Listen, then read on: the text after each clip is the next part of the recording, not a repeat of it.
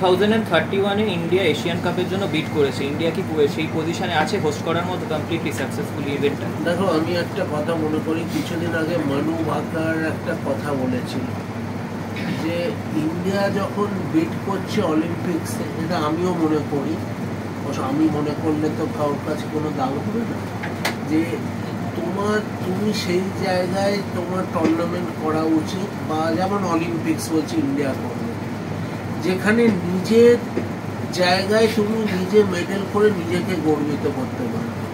তুমি একটা জায়গায় অলিম্পিক্স করবে যেখানে, বা ফুটবল করবে যেখানে তুমি গোলের মালা পরবে, যেখানে তুমি একটাও মেডেল পাবে না, সেটা করা উচিত না। এটা কিন্তু ভারতীয় স্পোর্টসকে আরো পিছিয়ে নিয়ে যাবে।